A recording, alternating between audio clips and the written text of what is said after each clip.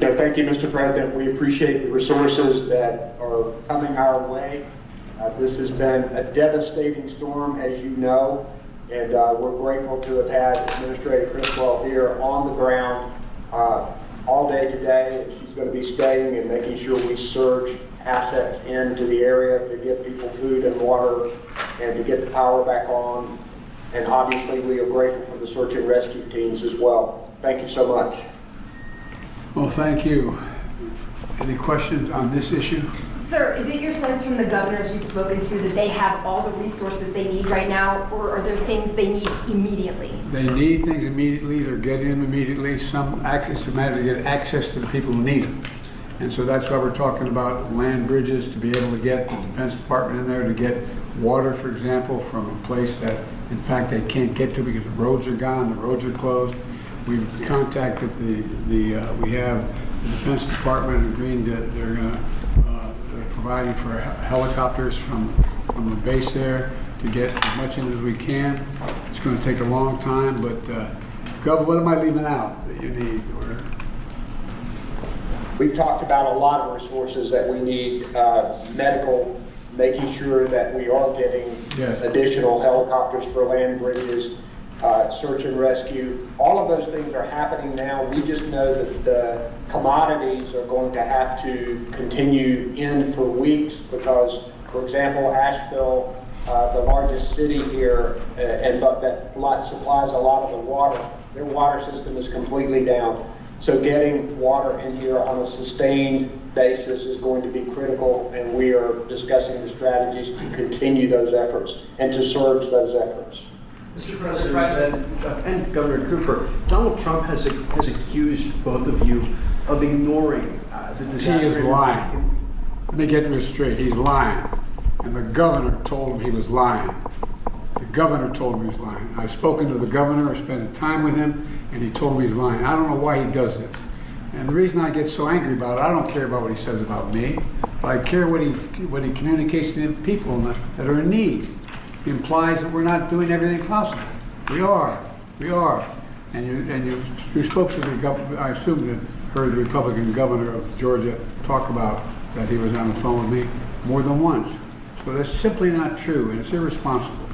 I don't know what the governor wants to say about it. Let me tell you what I Mr. President, in retrospect, do you wish that you would put more resources in North Carolina, knowing what you know now? And do you wish that you spent the weekend here in Washington rather than in Delaware? Come on, it's not that game. Where in Delaware? It's 90 miles from here, okay? And I was on the phone the whole time working on that. And the resources, the question is not whether we get more this is a list of every resource we're getting in there, but the question is how to get it in. It's hard to get it from point A to point B. It's hard to get it, some of these roads are wiped out, communities are wiped out. There's no ability to land, there's no ability to get trucks through, there's no ability to get a whole range of things through. So, I mean, anyway. Mr. President, if I sound frustrated, I am. Can you talk a little bit about the death toll? We were speaking in the briefing today about it could be as much as 600, maybe 700. That's such a huge number for the United States of America. Well, first of all, the death toll, the confirmed death toll is high enough, well over 100. Okay?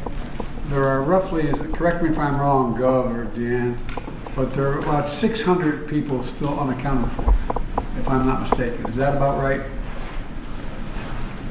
Well, we know, Mr. President, because cell phone service is down, yes, that there are a lot of people who haven't been able to get in touch with them.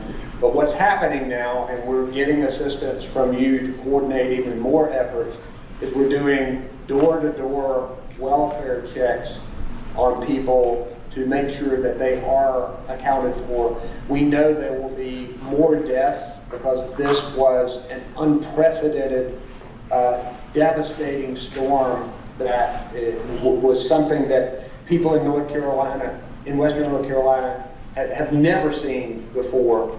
So we are working as hard as we can to get in touch with everybody and to make sure that we are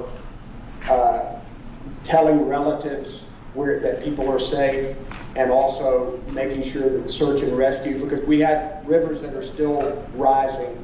The danger is still occurring for a lot of people. And by the way, as the FEMA can tell you, they had pre-positioned an awful lot of material. an awful lot of material throughout that area, from the Bend all the way up into Tennessee. And so the idea that we weren't prepared, the question is, no one knew exactly how devastating it would be. We knew it would be significant, and we've got a lot already in place, but there's more. But here's the point. I'm going to be asking the American people to continue to help fund the needs of these people. It's not going to be one hit and it's over. It's going to take a hell of a long time. It's going to cost a hell of a lot of money. But this is the United States of America. We've got to do it. Sir, what can Americans do right now? Sir, Americans that want to help, what can they do right now to help? If people want to help, what can they do? Thank you guys. You guys, the president is still taking questions. Go ahead, sir. If people want to help, there's means by which they can contact, who should they? The American Red Cross. Contact the American Red Cross and get as much, Excellent way they'll of get contributing, information. which works very closely with FEMA. And by the way, as the governor said, we're working on making sure that the hospitals are up and running and they have the capacity to deal with the concerns of people and the needs. So there's just a lot to do, and this is just beginning. And we've been through this before, but not like this. This is the worst ever.